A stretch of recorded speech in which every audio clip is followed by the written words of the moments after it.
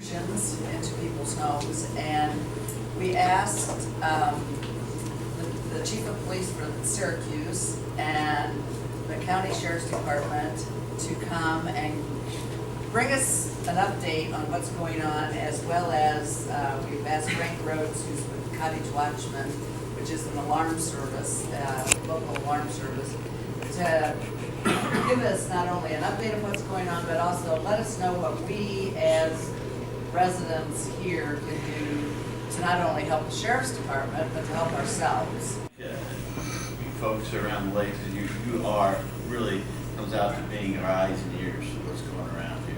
I mean, we're still working on manpower from 2003, and no new officers. They've been hired, but people's retired. So without Lake Patrol would not happen without you folks. So we want to thank you for that. We would have trouble covering this whole thing without Tony's help in his department, which creates a lot of help for us out here. They take calls for us. We're a long ways away, but it is quite a large county. Several things that we've done. We've changed patrol hours. We've done a lot of that kind of stuff to try to do that. We have had this rash of home burglaries. So this happens every year after the winter. This year seems to be worse than other years, prior years. So we're in that process of trying to figure out how we can combat this stuff. And the one thing that I would say to you folks, you guys see anything, it's the least bit, not right, you need to call us and let us know. And a lot of people, I saw a car. Well, if you see a car, if you can get a plate, that helps us too. A description of that. And so those are just some of the things that you can do. You can kind of watch out. You know who should be around, who shouldn't be, in a lot of cases. So I'm going to turn over to Captain Robenstein, who takes care of our enforcement activity that's going here. So I'll give that to him. He's got some information for you. Thank you, Sheriff. The issue at hand was the sheriff was talking about the burglaries, and this county's got 104 lakes. I'm sure you all know that. And this is not, I've been in law enforcement 30 years, and this is really nothing new. Every year something like this happens. This year we did have an extremely high incidence up here, and I assure you the sheriff made a top priority to get this taken care of up here. Some of the things we've done, the sheriff alluded to, we had some saturation patrols. That's where off-duty officers were up. They were out of uniform. They were running around with flashlights and unmarked vehicles. We did that for several weeks. Here recently we went out and went door to door canvassing to see if anybody had any information that could be helpful to us in this investigation. The kind of the MO of these were kind of unique. It was a subject that was very small in stature. We could tell because he was getting in some very small windows. They were just taking basically electronic items. They were taking them, and they were really kind of baffling us in how they were getting a lot of this stuff out of there. They were definitely a little smarter than average. They were cutting the alarms, and so we kind of had our hands full. But I got a little breaking news. We're not Foxy or anything, but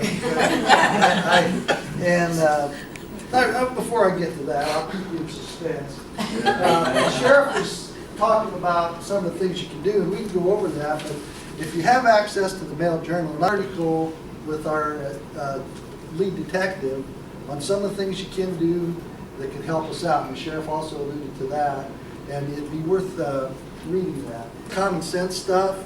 Keep your lights on, be mindful of your neighbors. And I know a lot of these were summer homes, and there may not many neighbors around.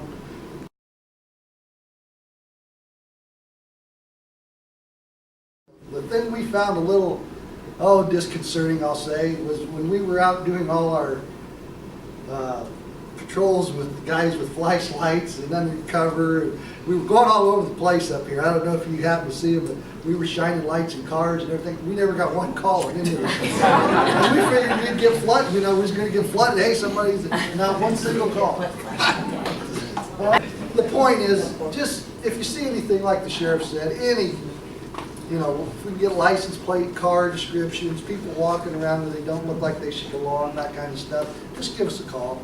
And like I said, we're limited on our resources at times. We have a lot of lakes and we get very busy during the summer, but Tony's crew's always very helpful in helping us out, and state police and the DNR can help us out. So we'll try to get somebody up here as quick as we can.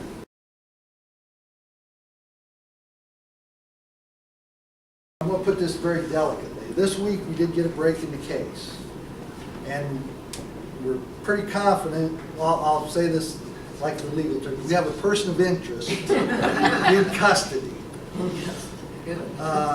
We're pretty darn sure, that's an Atwood term, we're pretty darn sure this is a suspect that's been doing these break-ins. He hasn't confessed to him yet, but we got him for a break-in.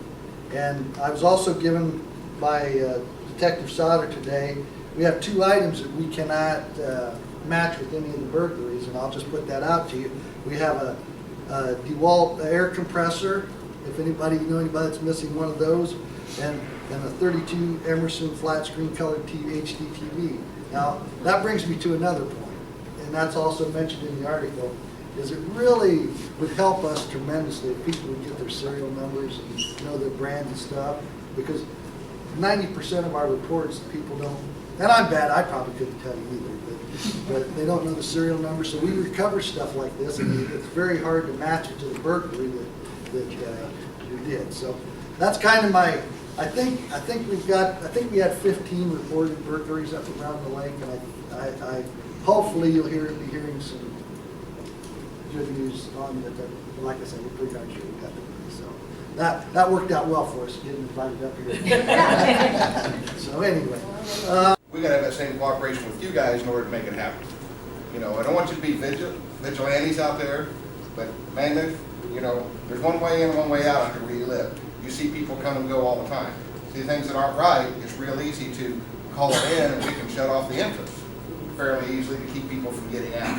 So, you know, you need to keep an eye on your neighbors' homes, as well as your own. Make sure you lock windows and doors.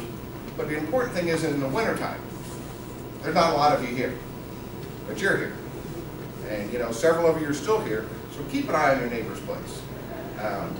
Call in anything that looks out of the ordinary and suspicious, as they've already said. We would rather waste a trip and find it was nothing than to have something going on and a witness down it. So it's very important for law enforcement to get notified.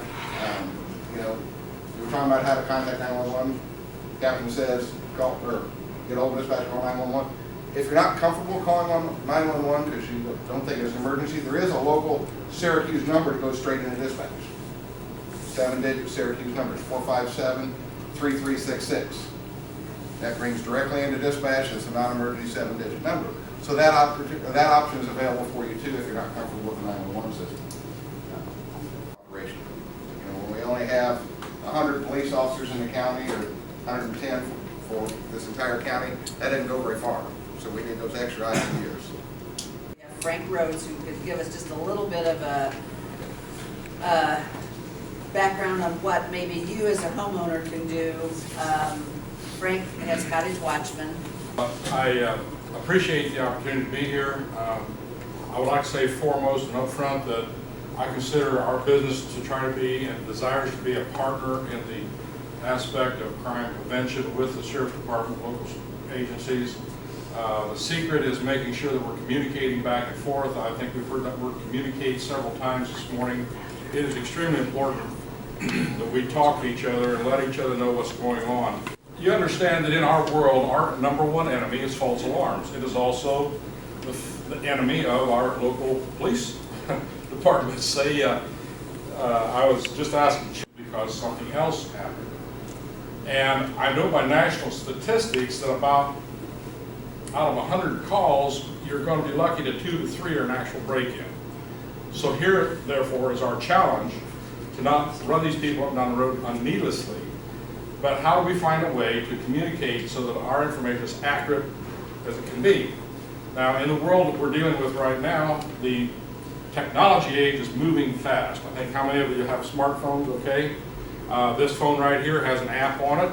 An app was something a couple of years ago I thought it had something to do with a map.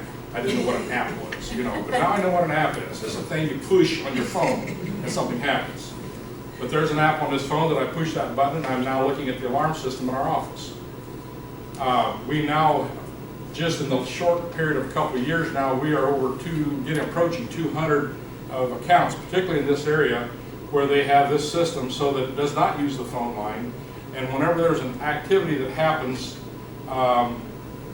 be it a power outage, somebody coming in disarming the system, an alarm, you get a text immediately. It beats our central station because the information is passed wirelessly to a central point. It sends it on up to the central station and sends it on to you via text or email. We're not the only company that has this. Any reputable alarm company is going to have this. It's very popular right now, and it's really a handy tool. Yes, there's more cost to it. However, we find out that the monthly cost tends to be cheaper than what a phone line would cost.